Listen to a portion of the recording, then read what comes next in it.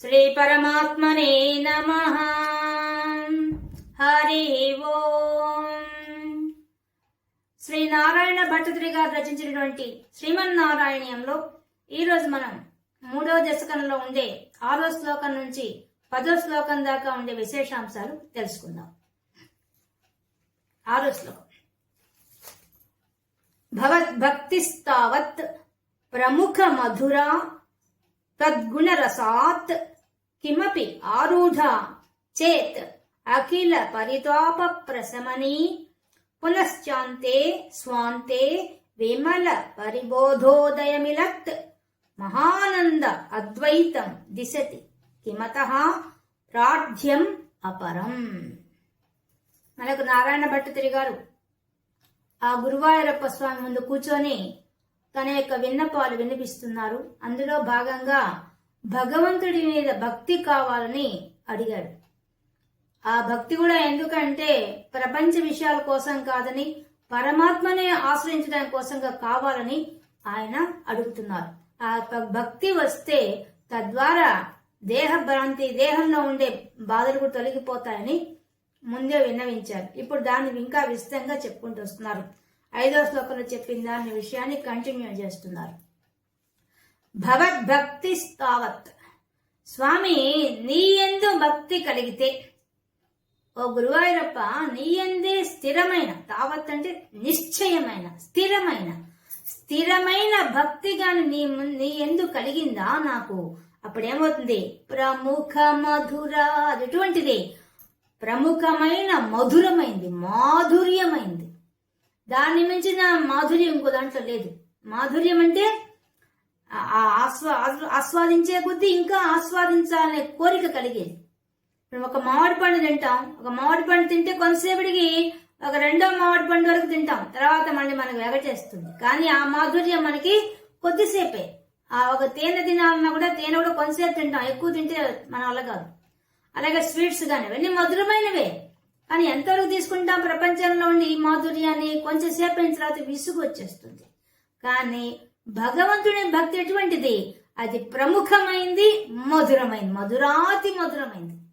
అధరం మధుర, వల్లభాచార్య చెప్పారు కదా, ఆయన అన్ని మధురమే. ఆయన రూపం మధురం, నామం మధురం, లీలా మధురం, అన్ని మధురం మధురం మధురం, అఖిలం మధురం అని చెప్పాడు. అటువంటి మాధుర్యాన్ని నేను పొందుతాను స్వామి.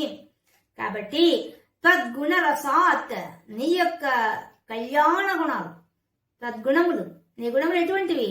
దివ్యమైనవి, కళ్యాణపరమైనవి. అటువంటి నీ దివ్యనామాలని, నీ దివ్య గుణాలని నేను కిమపి ఆరూఢ, ఆ పరమైన భక్తి పొందిన తర్వాత ఇంకా అది అధికమైంది. ఆరూఢ అంటే చాలా ఎక్కువ, తక్కువ కాదు, చాలా ఎక్కువైన భక్తిగా నాకు కలిగిందా, అప్పుడు నాకేమవుతుంది?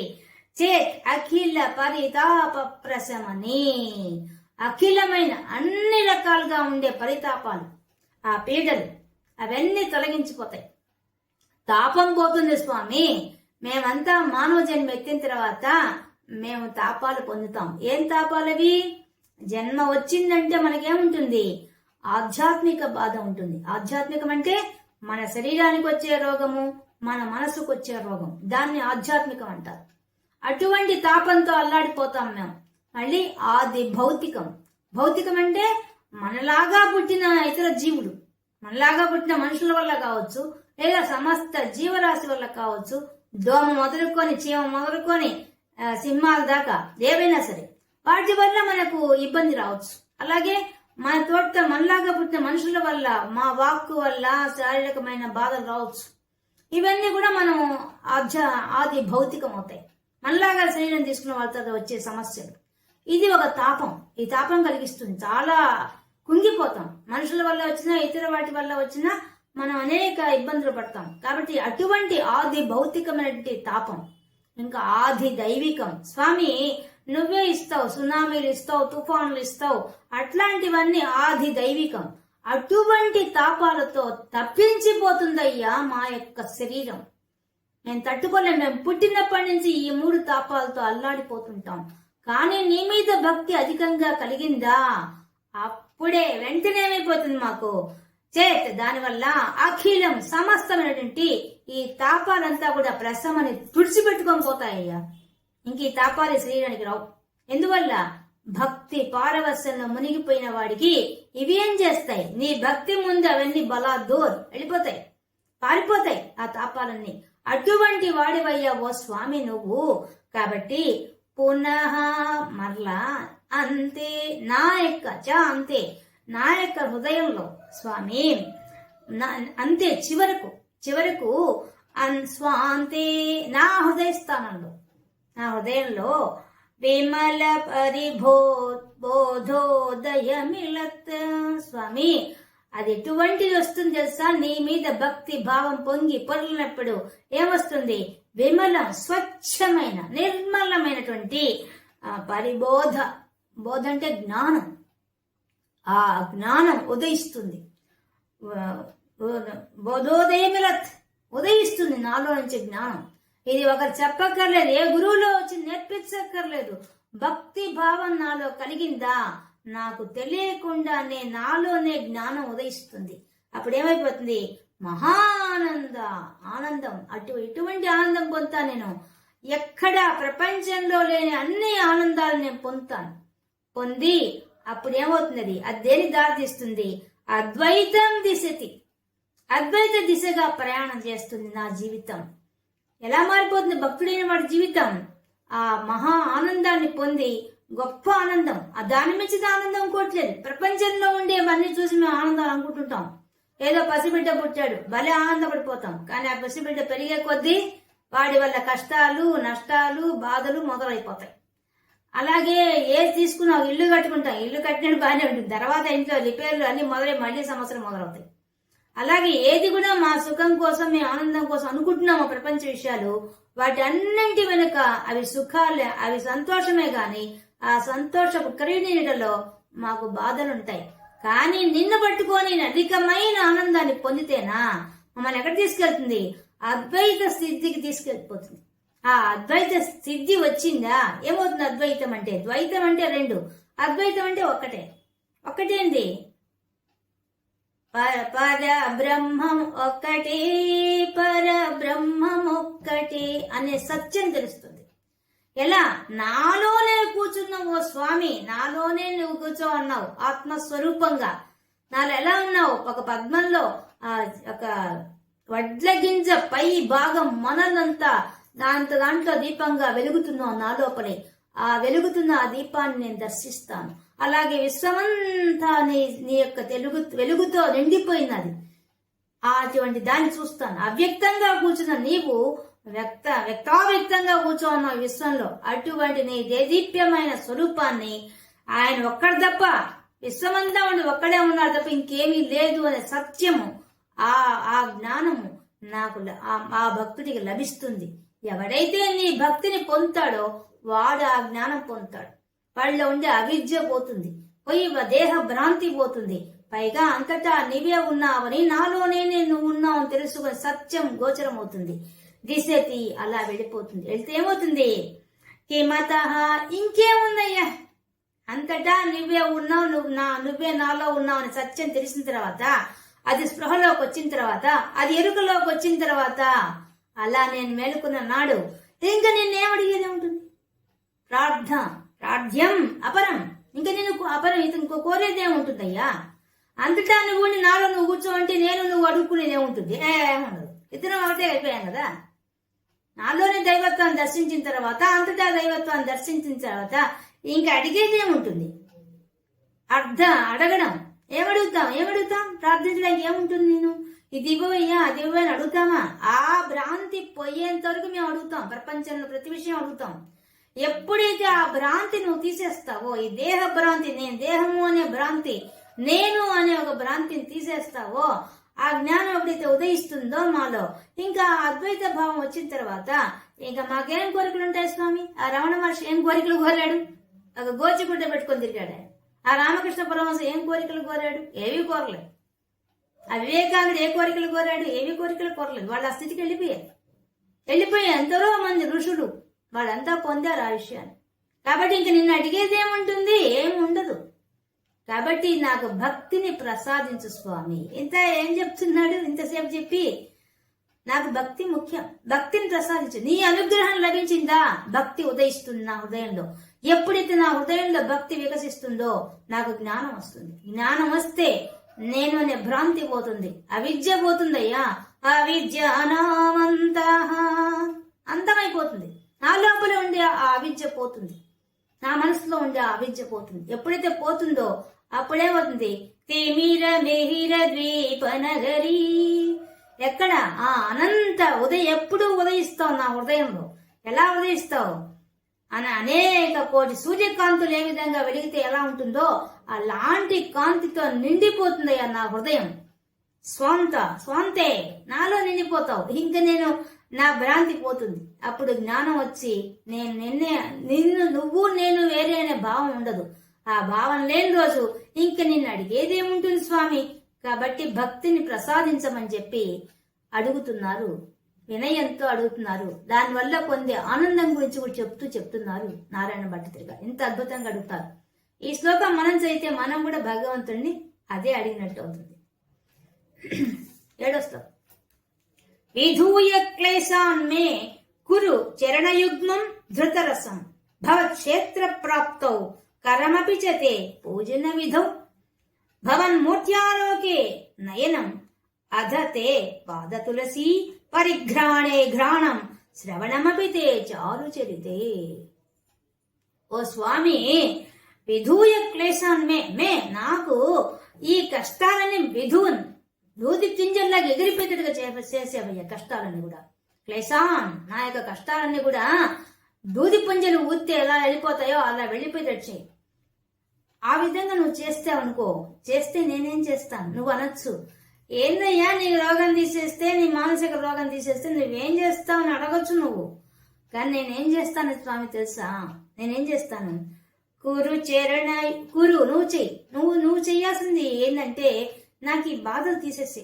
ఏం బాధలు తీయాలట? క్లేశాలు తీయాలంటున్నాడు. క్లేశాలు ఏముంటాయి మనకు? రాగద్వేషాలు. మన క్లేశాలు అవి అసలైనవి. అవి అడుగుతున్నాడు ఆయన. నాలో రాగద్వేషం తీసేసి, ఆకలి దప్పులు తీసేసి, జరా మరణాలు తీసేసి, ఇవే ముఖ్యమైనవి. ఈ 6 చాలా భయంకరమే మనకి, మన దేహంతో మనం పీడించేది. ఆ వెంట్రితో కూడిన అవిద్య, భయంకరమైన అవిద్య, అది తొలగించేసి. ఆ క్లేశం అంటే అంత అర్థం ఉంది లోపల యోగశాస్త్రం ప్రకారంగా. ఆ అవిద్య తీసేసే, రాగద్వేషాలు తీసే, అభిమానం తీసేసే, నేను అహంకారం తీసేసే. అవి తీసేసామంటే చాలయ్యా. అవి పోవడమే చాలా కష్టం. భక్తి వచ్చిందా అవన్నీ పోతాయి. అది అందుకు భక్తి అడుగుతున్నాడు. నువ్వు ఆ భక్తి ఇచ్చావనుకో, ఈ రాగ ద్వంద్వాతీతమే కదా భగవంతుడు అంటే, అవన్నీ పోయాయి అనుకో, నేను భగవంతుడు నీ రూట్లోకి వచ్చేస్తాను. నేను ఆ ఏకత్వ భావనకు వస్తాను, ఆ అద్వైత స్థితికి వచ్చేస్తాను. ఎప్పుడైతే వస్తానో అప్పుడు నేనేం చేస్తాను స్వామి? ఈ ఇంద్రియాలు ఇచ్చిన దానికి, ఈ దేహం, ఈ పరికరాన్ని ఇచ్చావు కదా నాకు. ఈ దేహం అనే ఒక పరికరం ఇచ్చావు కదా. ఎందుకు ఇచ్చావు నువ్వు ఇచ్చింది ఎందుకు ఈ పరికరం మాకు? నీలోనే కూర్చున్న పరమాత్మను చూసుకో అని చెప్పి మాకు ఇచ్చావు. మేమేం చేస్తున్నాం? ప్రపంచంలో ఉండే విషయాన్ని చూసుకుంటున్నాం తండ్రి. అవి మాత్రం బాగా చక్క పెడుతున్నాం, కానీ నిన్ను మాత్రం నిలుపుకోవడం లేదు. కాబట్టి నువ్వు ఇంద్రియాలు ఇస్తే నేనేం చేస్తాను? ఈ ఇంద్రియాలతో, నాకు ఇచ్చిన ఈ అద్భుతమైన పరికరంతో ఏం చేస్తాను చూడు స్వామి. ఏం చేస్తాను? చరణయుగ్మం ధృతరసం. ఆ భక్తి అనే ఒక రసాస్వాదన పొందానా, అప్పుడేమవుతుంది? నేను చరణయుగ్మం, నా పాదాలతో స్వామి నేనేం చేస్తాను? భవక్షేత్ర ప్రాప్తౌ భవత్, నీ యొక్క క్షేత్రం, నీ యొక్క దివ్యమంగళ స్వరూపాలు, నీ యొక్క క్షేత్రాలు ఉన్నాయే వాటిని దర్శిస్తానయ్యా. అది నేను చేసే పని. నా క్లేశాలను తొలగిస్తే, నా రోగాన్ని తొలగిస్తే నేను చేసే ఘనకార్యం ఏంటంటే, మొట్టమొదటగా నేను చేయబోయే పని ఏంటంటే, నాకు ఇప్పుడు పాదాలు సహకరించడం లేదు, నా కాళ్ళు సహకరించడం లేదు. ఆ 27 వయసులోనే పాప పక్షవాతంతో ఆయనకి శరీరం సహకరించడం లేదు. కాబట్టి అడుగుతున్నాడు, స్వామి నువ్వు నాకు గాని శక్తి ఇస్తే ఆ శక్తితో నేనేం చేస్తాను? నా పాదాలతో నడిచి వచ్చి నీ దర్శనం చేసుకుంటానయ్యా. నీ క్షేత్రాలు తిరుగుతానయ్యా. అందుకు ఉపయోగిస్తానయ్యా పాదాలు. నువ్వు అనుకోవచ్చు, ప్రపంచ విషయాల కోసం అడుగుతున్నావు కదా అని. లేదు స్వామి, నువ్వు ఇస్తే, నాకు అనుగ్రహిస్తే, నువ్వు భక్తి ఇవ్వు, భక్తితో పాటు ఆరోగ్యం ఇస్తే నేను చేయబోయే పని నా ఇంద్రియాలతో నా ఇంద్రియాలు మొట్టమొదటి పాదాలతో నడిచి వచ్చి నీ చేత దర్శనం చేస్తాను తండ్రి. తర్వాత కరమపిచితే పూజన విధౌ, స్వామి నా చేతులు ఇచ్చావు కదా, ఈ పరికరానికి ఇంత గొప్ప చేతులు ఇచ్చావే, ఈ చేతులతో చూడు ఎంత ఫ్లెక్సిబుల్ గా కదిలించుకుంటున్నాను, ఈ చేతులతో ఎన్ని పనులు చేస్తున్నాను స్వామి. కానీ ఇప్పుడు ఈ చేతులు నాకు సహకరించడం లేదు, కానీ ఈ చేతులు సహకరిస్తే నేనేం చేస్తాను, మొట్టమొదట నీ పూజ చేస్తాను స్వామి. ముందు నిన్ను శుభ్రం చేస్తాను, నా పూజా గదిని శుభ్రం చేస్తాను, నిన్ను ప్రతిష్ఠించుకుంటాను, పూజలు చేస్తాను, నీకు హారతి ఇస్తాను, నీకు దీపం పెడతాను, నీకు అగరబత్తి వెలిగిస్తాను. నా మనసే అంకితం చేసి ఈ చేతులతో పువ్వులతో అలంకరించుకుంటాను స్వామి. అది నేను చేయబోయేది.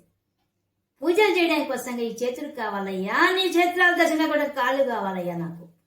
ఇంకా భవన్మూర్త్యాలోకే నయనం, నా కళ్ళు, ఇంత గొప్ప కళ్ళు ఇచ్చావే నాకు. ఈ కళ్ళతో ప్రపంచంలో ఎన్నో విషయాలు చూస్తున్నాను తండ్రి, ఎన్నో విషయాలు గ్రహిస్తున్నాను.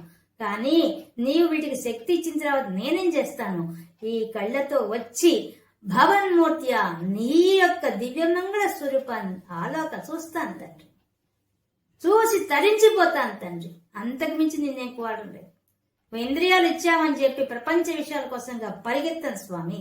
నా కళ్ళు ప్రపంచంలో ఉండే ఆ సెల్ ఫోన్ కోసమో, కంప్యూటర్ కోసమో, సినిమాల కోసమో, వ్యామోహాల కోసం పరిగెత్తదయ్యా. ప్రపంచంలో ఉండే అందం చూడడానికి పరిగెత్తదు, నీ దివ్యమంగళ స్వరూపాన్ని చూడడానికి పరిగిస్తుంది. అంత శక్తి నాకు కావాలి. ఇంకా అధతే పాద తులసి, స్వామి నీ పాదాలకు అలంకరిస్తారే ఆ తులసీమాల, ఎంత బాగా అలంకరిస్తారు ఆ అర్చకులు. ఇంత దివ్యమంగళ స్వరూపానికి పై నుంచి కింద దాకా తోమాలదా వేస్తారే, ఆ పాదాలకంతా తులసి దళాలతో నీకు పూజ చేస్తారే, అష్టోత్తరాలతో సహస్రనామాలతో. తండ్రి అటువంటి పాద తులసిని చూసి పరిఘ్రాణే ఘ్రాణం, నా యొక్క ఆ దాంట్లోంచి వచ్చే దివ్య పరిమళాన్ని నేను ఘ్రాణం, నా ముక్కుకి ఇంత వాసన చూసే శక్తి ఇచ్చావే, దాంతో నేను వచ్చి ఆస్వాదిస్తానయ్యా నా ముక్కుతో. అందుకోసం అడుగుతున్నాను తండ్రి శక్తి.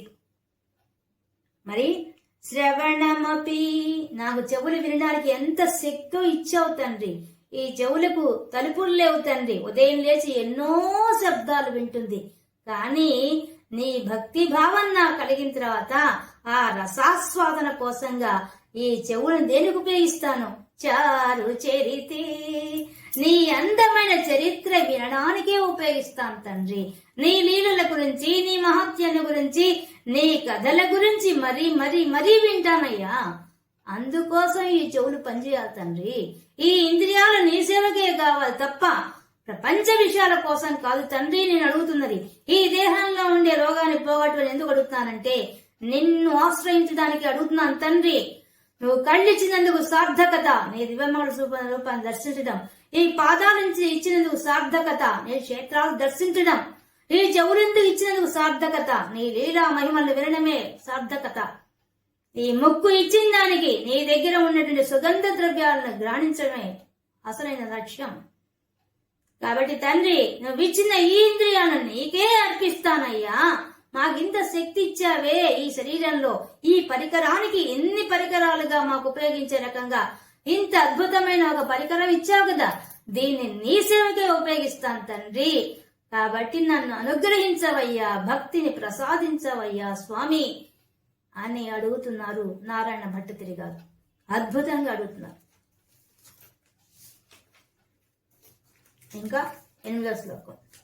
ప్రభూతాధివ్యాధి ప్రసభ చలితే మామక హృది త్వదీయం తద్రూపం పరమ రస చిద్రూపం ఉదయాత్ ఉదంచ ద్రోమాంచో గలిత బహు హర్షాశ్రుని వహో యథా విస్మర్యాసం దురుప శమ పీడా పరిభవాన్.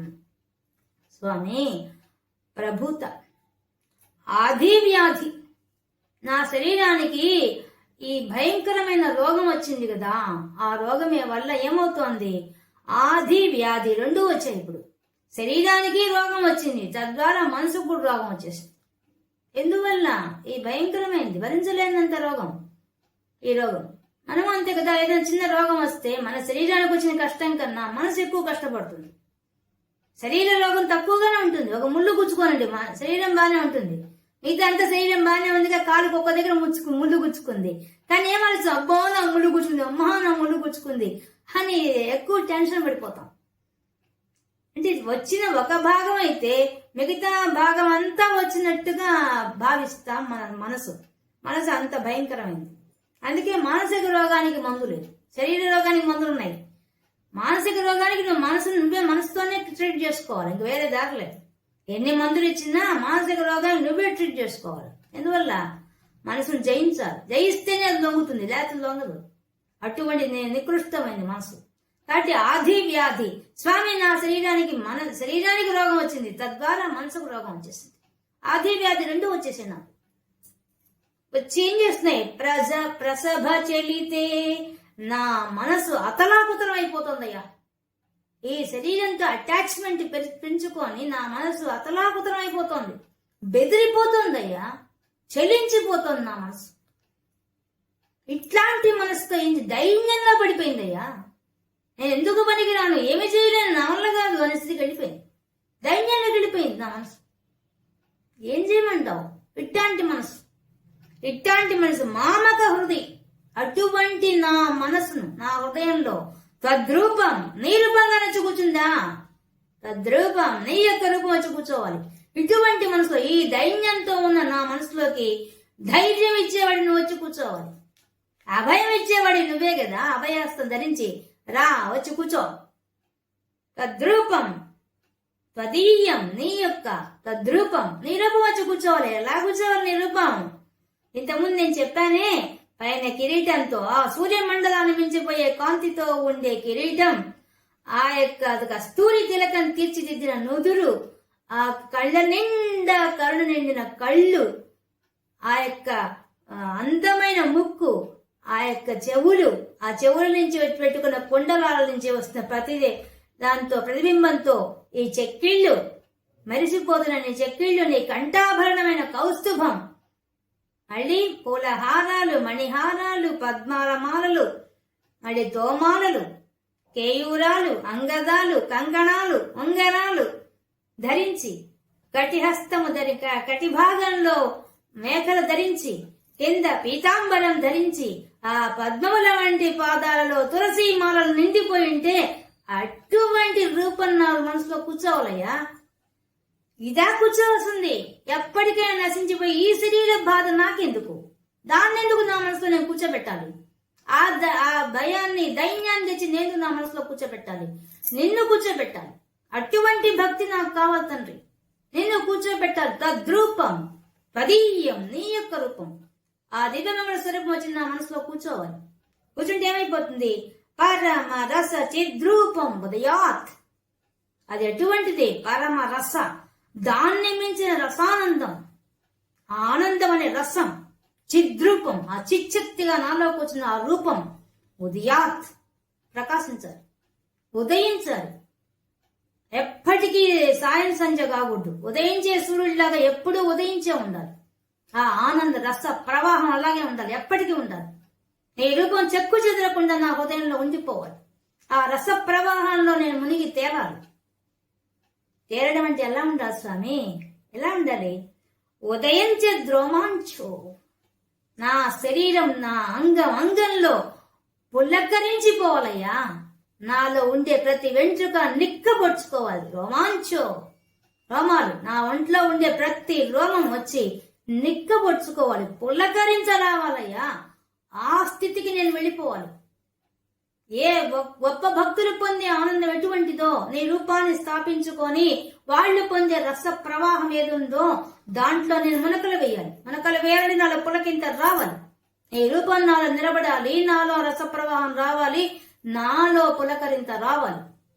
ఇంకా గలిత బహురు హర్షాశ్రుని వహో, ఇంకా గలిత జారిపోవాలి, జలజలా కన్నీళ్లు రాలిపోవాలి. ఎట్లాంటివి అవి?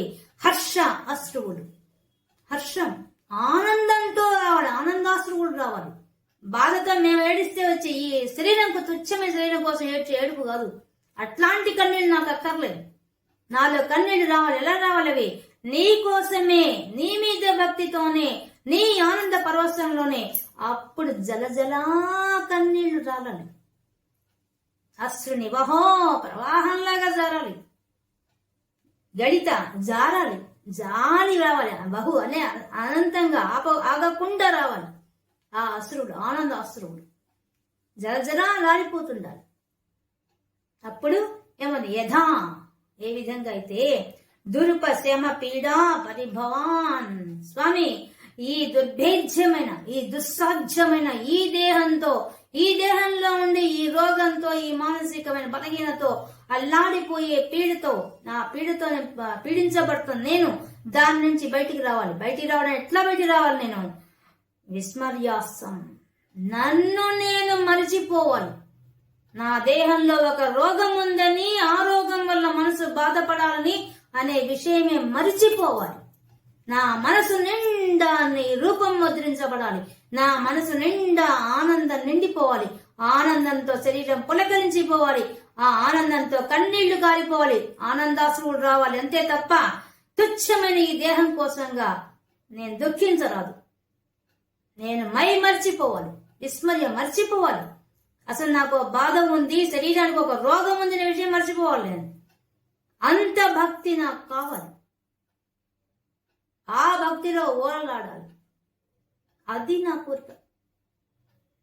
అదయ్యా, సామాన్యుల్లాగా ఒక రోగం వస్తే అయ్యో నాకు రోగం వచ్చింది, అయ్యో నాకు కష్టం వచ్చింది ఏడుస్తూ కూర్చోకూడదు. నేను లేచి నీ గురించి ఆలోచిస్తూ నీ తలంపులతో నేను నిండిపోవాలి నా మనసు. అంతకుమించి నేను నీ నామమే జపించాలి, నీ రూపమే నాలో చిత్రించబడాలి. వేరేవేవి ఆలోచనలు రాకూడదు. ఇంకా దాంతో నన్ను నేనే మైమర్చిపోవాలి. ఆ మైమర్పులో నుంచి ఆనందాశ్రువులు రావాలి. దాంట్లోంచి నా ఒళ్ళు పులకరించిపోవాలి. అదయ్య నాకు కావాల్సింది.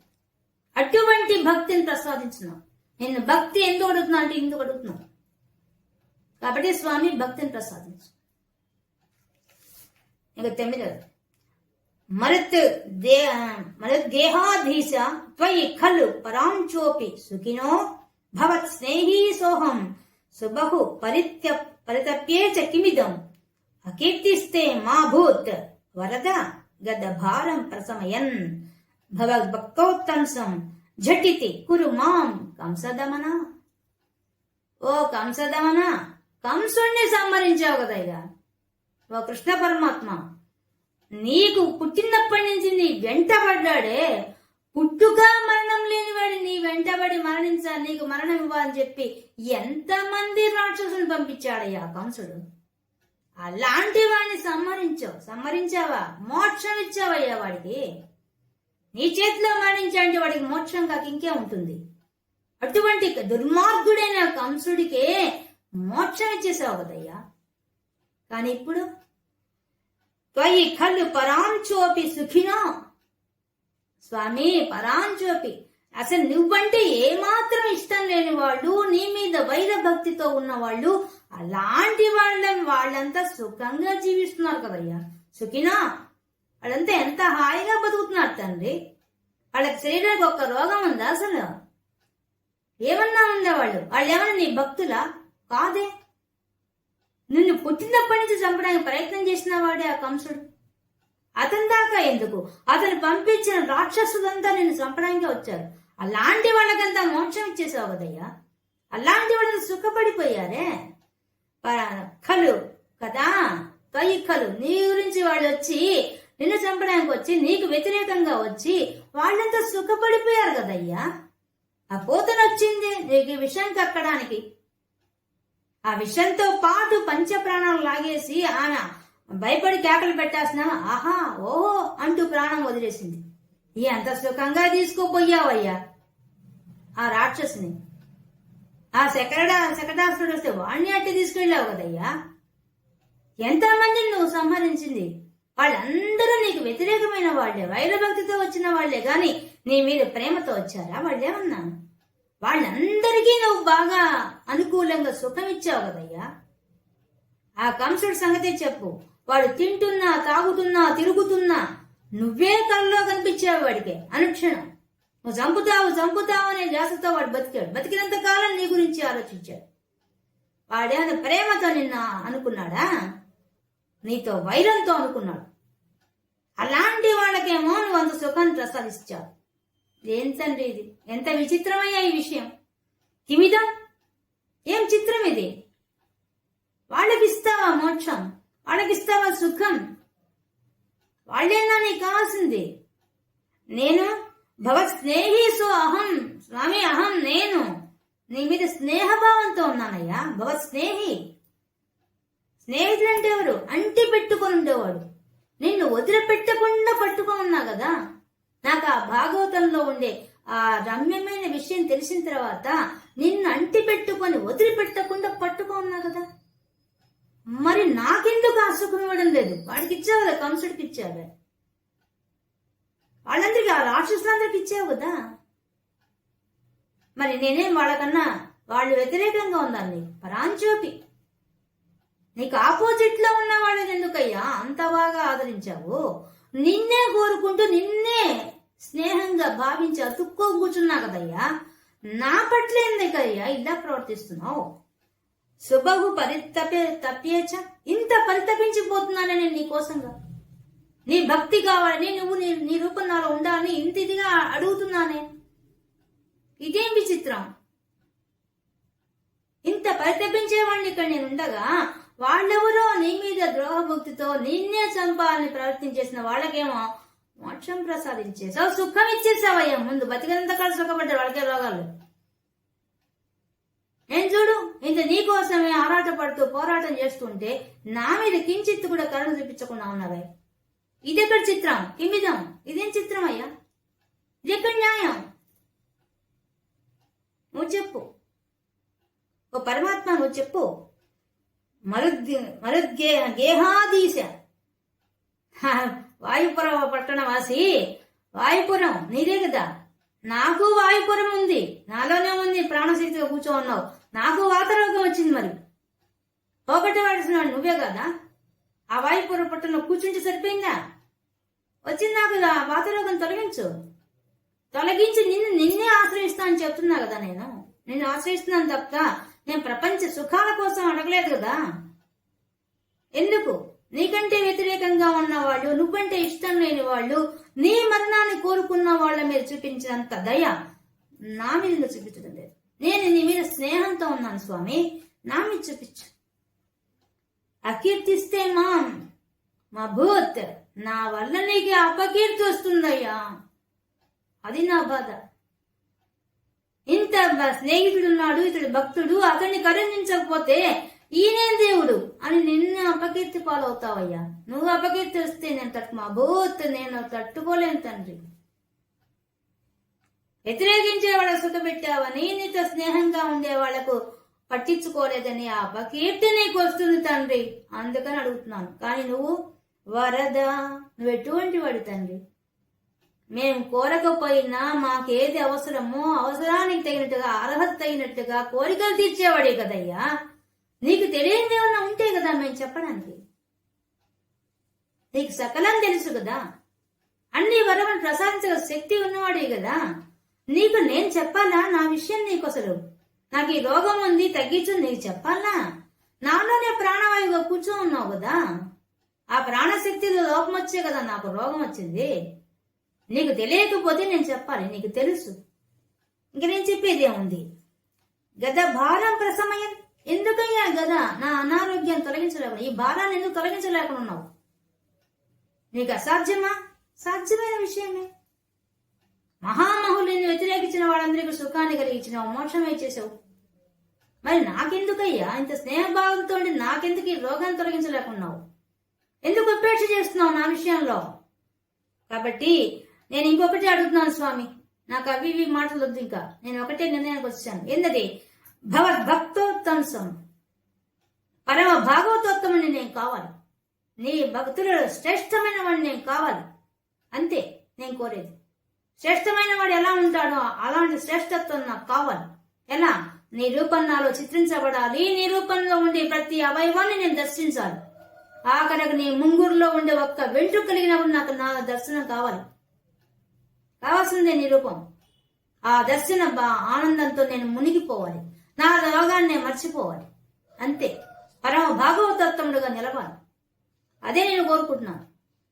ఝటితి వెంటనే, కురు చెయ్యి, మాం నన్ను వెంటనే గొప్ప భక్తుడుగా చెయ్యి, భక్తిని ప్రసాదించు, భక్తి ద్వారా భక్తుని చెయ్యి. ఇదే నేను కోరుకుంటున్నాను. నీకు వ్యతిరేకమైన వాళ్ళకి అంత సుఖాన్ని ఇచ్చావు, నీతో స్నేహంగా ఉన్న నా మీద ఎందుకో నిర్లక్ష్యం చేస్తున్నావు, కానీ దానివల్ల నీకు అపకీర్తి వస్తే మాత్రం నేను తట్టుకోలేను. నాకు కావాల్సింది ఏంటంటే పరమ భాగవతత్వం నేను కావాలి, నీ భక్తుడు అని పేరు తెచ్చుకోవాలి, అదొక్కటే నాకు కావాలి. భక్తుడిని తెచ్చుకోండి, భక్తి కావద్దు, నాకు భక్తి ఇవ్వు, అదే నేను అడుగుతున్నాను స్వామి అని విన్నవించుకుంటున్నారు నారాయణ భట్టిత్రి గారు. కిముక్తైర్భూయోభిః తవ హి కరుణా యావదుద్యాత్ అహం తావద్దేవ ప్రహిత వివిధార్థ ప్రలపితః పురః క్లుప్తే పాదే వరద తవ నేష్యామి దివసాన్ యథాశక్తి వ్యక్తం నత్తి నుత్తి నిషేవ విరచయన్. స్వామి ఇంక చివరిగా నేను చెప్పేస్తున్నాను. నీ కిముక్తైర్భూయోభిః తవ హి కరుణా యావదుద్యాత్ అహం కిం, ఇంకెందుకయ్యా ఇన్ని మాటలు ఎందుకు, ఇప్పటిదాకా నీకు నేను చెప్పిందే చెప్తున్నా. భూయోభి మరలా చెప్పడం నాకు బాగలేదు. ఇప్పటిదాకా చెప్పిందే చెప్తున్నాను. నీకు భక్తి కావాలని చెప్తున్నా, ఎందుకు కావాలో చెప్తున్నాను, ఆ భక్తుడు ఎలా ఉన్నాడో చెప్తున్నాను, భక్తి భావం ఎలా ఉంటుందో, రసాస్వాదం ఎలా ఉంటుందో చెప్పింది చెప్తున్నాను నీకు. ఇన్ని మాటలు ఎందుకు ఇంకా భక్తం భూయోభి మాటి మాటికి చెప్పడం ఎందుకయ్యా నేను ఈ విధంగా? అది ఎలా ఉందంటే నిన్ను విసిగిస్తున్నానేమో నా మాటలతో, కాబట్టి నేను ఇంకా మాటలు ఎక్కువ వద్దు, మన మధ్య ఇంత పెద్ద మాటలు వద్దు. నేను ఇప్పటిదాకా నా రోగం గురించి నా భక్తి గురించి అడుగుతూనే ఉన్నాను నిన్ను, అది మాటిమాటికి అడుగుతున్నాను తండ్రి. అది ఎందుకు అలా, ఎందుకు కిమిదం, ఎందుకు కిముక్తే, కిం ఉక్తే, ఉక్తే అంటే పలకడం, కిం ఎందుకు, ఉక్తే మాటి మాటికి భూయ మళ్ళీ మళ్ళీ మళ్ళీ చెప్పడం ఎందుకయ్యా? ఈ మాట నేను చెప్పిందే చెప్తున్నాను నీకు ఇన్ని శ్లోకాల నుంచి, కాబట్టి ఇంకా నేను చెప్పదలుచుకోలేదు. తవహి కరుణ, నీ యొక్క దయ, యావదుద్యాత్ ఎప్పటికి లభిస్తుందో, నువ్వు ఎప్పటికి నా మీద దయ చూపిస్తావో అప్పటి తావత్, అప్పటి దాకా, ఎప్పుడు దాకా నా మీద దయ చూపిస్తావో అప్పటి దాకా. ఓ స్వామి దేవా, ఓ దివ్య ప్రకాశ శక్తి గలవాడా, ఓ దివ్య తేజస్సు గలవాడా, నీకు ఇదే చెప్తున్నాను. ఎప్పటి వరకు నీకు నా మీద దయ కలుగుతుందో అప్పటి వరకు నేనేం చేయబోతున్నాను? అహం నేను ప్రహిత వివిధార్థ ప్రలపిత, ప్రలాపంలో ఆపేస్తున్నాను, మాటి మాటికి చెప్పడం కాదు తండ్రి, వివిధ ఆర్త ప్రలపితం, ఆర్తితో బాధతో నేను అరుస్తున్నాను, చెప్తున్నాను నీకు, మాటి మాటికి ప్రేలాపం చేస్తున్నాను. ఏమని? ఈ రోగం తగ్గించు, ఇది తగ్గించు తగ్గించు అని మాటి మాటికి చెప్తున్నాను. మానసిక రోగం తగ్గించు, శారీరక రోగం తగ్గించు, భక్తి ప్రసాదించు, మాటి మాటికి చెప్తున్నాను, ప్రేలాపిస్తున్నాను ఇప్పటిదాకా. ఇక నేను చెప్పదలుచుకోలేదు. నీకు ఎప్పుడు నా మీద దయ కలుగుతుందో అప్పటి వరకు నేనేం చేయబోతున్నాను? పురహ పాదే, నీ పాదముల ముందే కూర్చుంటాను స్వామి, మొండి పట్టు పడుతున్నాను, నీ ముందే నీ పాదాల దగ్గర కూర్చుంటాను, కదల్ని ఇక్కడి నుంచి. నువ్వు నా మీద దయ చూపించేంత వరకు నేనేం చేయబోతున్నాను చెప్తాను, ప్రణాళిక విను. ఏం చేయబోతున్నాను నేను? క్లుప్తంగా తవ నేష్యామి దివసాన్ యథాశక్తి వ్యక్తం, యథాశక్తి నా శక్తి మేరకు, నా శరీరంలో ఊపిరి ఉన్నంత వరకు, నా శరీరంలో నువ్వు ఎంత శక్తి ఇచ్చావో, ఈ ఇంద్రియాలతో, ఈ గొంతుతో, ఈ బుద్ధితో నాకెంత శక్తి ఇచ్చావో, ఎంత మేరకు ఇచ్చావో, యథాశక్తి వ్యక్తం నేను వ్యక్తీకరిస్తాను, నా నోటి నుంచి నేను పలకిస్తాను, పలుకుతాను. నాలో ఉండే భావావేశాన్నంతా నీ పాదాల ముందు పెడతాను, నీ పాదాల ముందు అలంకరించబోతున్నాను తండ్రి. నీ పాదాలు వదలను, నువ్వు నా మీద దయ చూపించేంత వరకు నేను వదలనంటే వదలను. ఇప్పుడే చెప్తున్నాను నీకు ఏం చేయబోతున్నాను నేను. నతి నమస్కరిస్తాను. నువ్వు అనుకుంటావేమో ఈ దేహం లేదు కదా, దేహం పనికి మారింది కదా, ఎట్ట నమస్కరిస్తాను అనుకుంటున్నావా? నేను మానసికంగా దర్శిస్తాను, నేను మానసికంగా నీ రూపాన్ని చిత్రించుకుంటాను. మానసికంగా కాదు, నీ ఎదురుగా కూర్చొని నీ ముందే ప్రదక్షిణ చేస్తున్నట్టుగా, నీ చుట్టూ అంగప్రదక్షిణ చేస్తున్నట్టుగా, నేను చుట్టూ సాష్టాంగ నమస్కారం చేస్తున్నట్టుగా భావిస్తాను. నాతి అందుకో, నా నమస్కారాలు అందుకో. నూతి నేను స్తోత్రం చేస్తాను ఇక్కడ కూర్చొని. నాలో ఉండే భావావేశానంత కలిపి స్తోత్రమును మాలలుగా వేస్తాను నీ మెడలో. ఒక్కొక్క పద్యాన్ని ఒక పువ్వుగా చేసి 10 పద్మాలు కలిపి ఒక పెద్ద మాల తయారు చేసి నీ మెడలో వేస్తాను. ప్రతిరోజు వేస్తాను తండ్రి, వేస్తాను. ఈ పాదాల ముందు ఒక పువ్వు నేను నిలబడతాను. నత్తి నుతి నిషేమ ఈ సేవ చేస్తాను. నువ్విచ్చిన శక్తితోనే, యథాశక్తి. నువ్వు ఎంతవరకు నా శరీరం శక్తిస్తావో అంతవరకు నేను చేస్తాను, అంత మేరకు నేను చేస్తాను. అంతేనా? తవనేష్యామి దివసాన్ని, రోజులంతా ఇలాగే గడిపేస్తాను. నీ కరుణ లభించేంత వరకు నా రోజులన్నీ ఇలాగే గడిపేస్తాను. ఎలాగా? వేదచయన్ రచిస్తాను. నీ గురించే నిన్నే స్తోత్రం చేస్తాను, నీకే నమస్కారం చేస్తాను. నీ గురించే కవితలు రచించి నీ పాదాల ముందు అలంకరింపజేస్తాను. పద్యాలొక్క శ్లోకాలనే ఒక పెద్ద మానలు తీసుకొచ్చి నీ మెడలో అలంకరించుకుంటాను.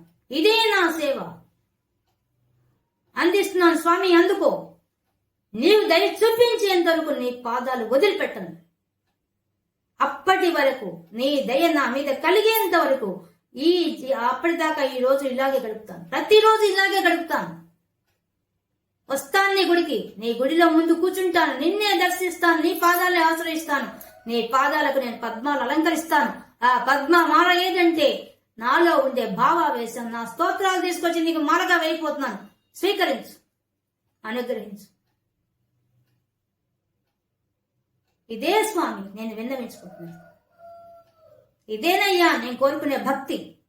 నాకు తెలిసిన ఆ భాగవతంలో ఉండే ఆ భాగవతుల కథలంతా తీసుకొచ్చి నీ లీలలు, నీ మహిమలు, నీ చరిత్ర అంతా కలిపి నా భావావేశంతో, నాలో ఉండే ఛందస్సుతో, నాలో ఉండే కవిత్వంతో ఒక మాలలు గుచ్చి గుచ్చి గుచ్చి తీసుకొచ్చి నీ మెడలో వేస్తానయ్యా. ఇదేనయ్యా నీకు నేను చేసుకునే సేవ. నా శక్తి మేరకు ఇదే ఇచ్చావు, ఇదే నీకు అర్పిస్తున్నాను. ఇదే ఆత్మార్పణ దృశ్య సపర్యాయ. ఇవే నా సపర్యలు. స్వీకరించు స్వామి, అనుగ్రహించు స్వామి అని గొప్పగా భాగవతోత్తముడై, జ్ఞాన సంపన్నుడై, తనలో ఉండే భావాలని, భక్తి యొక్క స్వరూపాన్ని, భక్తిని ఎలా కోరుకోవాలో, ఎలా భక్తుడు ఆశ్రయించాలో, ఎలా భగవంతుణ్ణి ఏ విధంగా ప్రార్థించాలో మన చిటికిన వేలు పట్టుకొని నడిపించి తీసుకువెళ్తున్నారు నారాయణ భట్టతిరి గారు ఈ శ్లోకాల ద్వారా. మనము ప్రార్థన చేస్తాం, ఈ విధంగా చేయగలం అసలు? ఒక రోగం రాగానే మానసికంగా కుంగిపోతాం. ఆ భగవంతుడు నాకేం చేశాడు, ఆయనకి ఎందుకు పూజలు చేయాలనుకుంటాం. ఏం చేశాడు, నేను చేసిన పూజలు మాకేం చేశాడు ఆయన అనే రోజులు ఇవి. కానీ అటువంటి స్థాయి వాడు కాదు. ఈ దేహంలో ఉండే ప్రతి అవయవము భగవంతుడితో నడుస్తోందనే విషయం తెలిసినవాడు. అదిగాక అవిద్య తొలగాలని కోరుకుంటున్నవాడు, జ్ఞానం రావాలని కోరుకుంటున్నవాడు, జ్ఞానం ఉదయించాలని కోరుకుంటున్నాడు, అది అద్వైత భావానికి దారితీయాలని కోరుకుంటున్నాడు. అంతటా పరబ్రహ్మను చూసే శక్తి కావాలంటున్నాడు, దానికోసంగా భక్తి కావాలంటున్నాడు. భక్తి కావాలంటే శరీరం సహకరించాలి. కాబట్టి శరీరం రోగంలో ఆటోమేటిక్ భక్తి వస్తే ఆటోమేటిక్గా పోతుందని తెలుసు, అందుకే అడుగుతున్నాడు. అడుగుతూ ఒక పక్క వినయాన్ని చూపిస్తున్నాడు. నీకు అపకీర్తి వస్తుందయ్యా అని చెప్తున్నాడు. ఆయనకు అపకీర్తి వస్తుందా? రాదు. మనం చేసిన పాప పుణ్యాలు తగిన కర్మ ఫలితాన్ని ఇచ్చేవాడే గాని కర్మ పదార్థ తప్ప భగవంతుడు ఆయనకేముంటాయి? రాగద్వేషాలకు అతీతుడు కదా భగవంతుడు. కానీ ఈయన అడుగుతున్నాడు, అయ్యా నీతో ద్వేషంతో పట్టుకున్న వాళ్ళని అనుగ్రహించావు, ప్రేమతో పట్టుకున్న నన్నేమో పక్కకు పెడుతున్నామని చెప్పి అడుగుతున్నాడు. అంటే భక్తి పారవశ్యంలో భక్తులు భగవంతుడితో ఎలా మాట్లాడతారనే విషయాన్ని ఎంత చక్కగా ఒక దృశ్యాన్ని మనం చూస్తున్నట్టుగా, ఆయన కూర్చొని భగవంతుడితో మాట్లాడుతున్నట్టుగా, ఎంతో చనువుతో మాట్లాడుతున్నట్టు, ఇంట్లో వాళ్ళతో మాట్లాడినంత చనువుగా మాట్లాడుతున్నాడు భగవంతుడితో. అది నారాయణ భట్టతిరి గారి యొక్క శైలి, అది ఆయన యొక్క వినయం, అది ఆయన భక్తి పారవస్యం. ఇన్ని రకాల భావాలని మనకి ఈ 3వ దశకంలో ప్రదర్శించారు నారాయణ భట్టతిరి గారు. ప్రదర్శించారుగా, మనకు చూపించారు, మనకు మార్గదర్శకులయ్యారు. అటువంటి నారాయణ భట్టతిరి గారికి నమస్కరిస్తూ ఆ గురువాయూరప్ప అనుగ్రహం మనకు కూడా లభించాలని కోరుకుంటూ సర్వత్ర గోవింద నామ సంకీర్తనం గోవింద గోవింద.